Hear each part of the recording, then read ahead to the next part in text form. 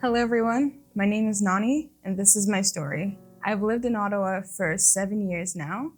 I was raised in Nigeria into a family of 6, my 2 lovely parents and us 4 kids. In my family, we grew up and we went to Catholic church my whole life. We weren't the normal Catholics, we went every single Sunday. If I didn't go on a Sunday, the world was coming apart. If we didn't go in the morning, we'd go in the evening. And so from a young age, what I learned about Christianity and church was that church was really important, that going to mass every day was important, but I never got to know what a relationship with God really looked like.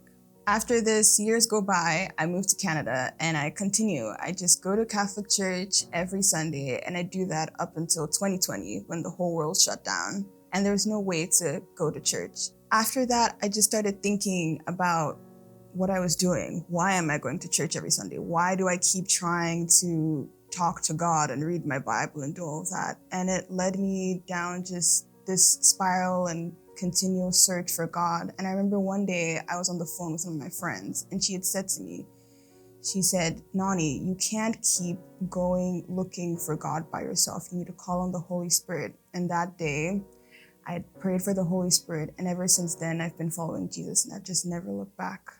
After that, I started going to a fellowship on my campus called InterVarsity and learning about God and getting built in with community over there. Started connecting with people, growing in my faith, and just learning more about what God had for me.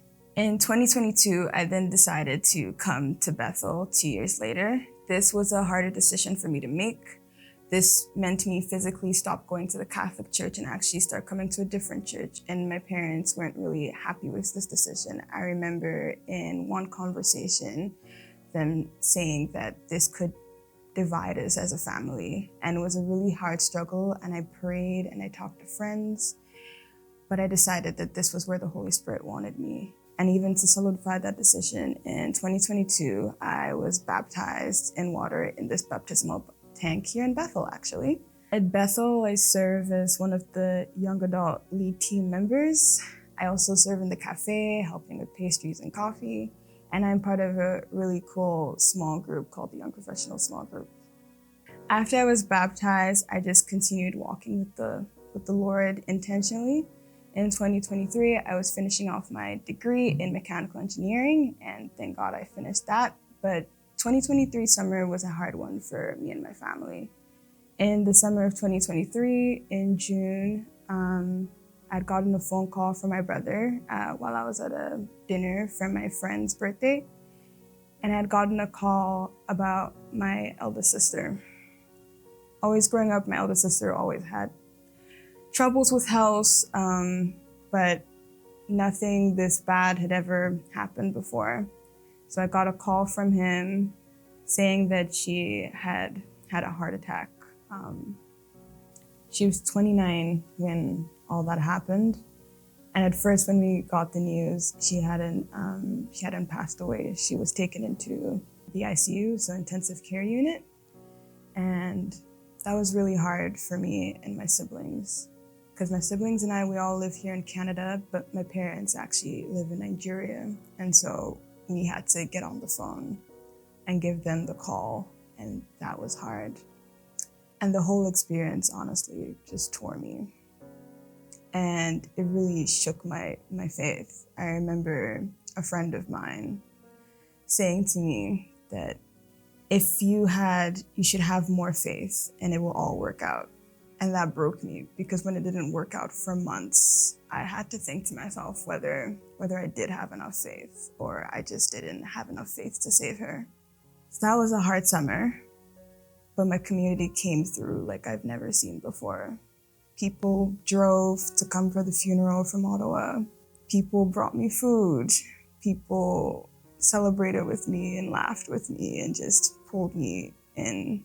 Not just me, but my sister and my family. And it was so beautiful to see what God's people can do.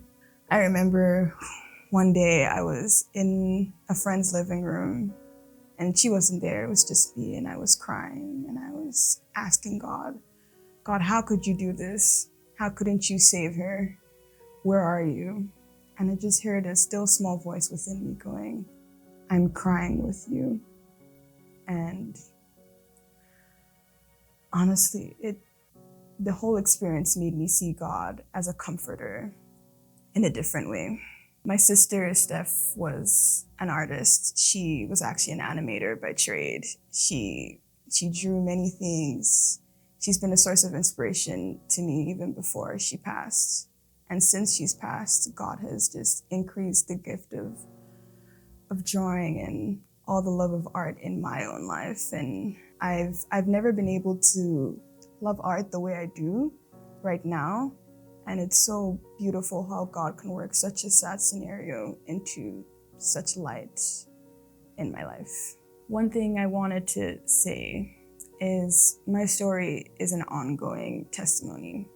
I still cry at least once a week.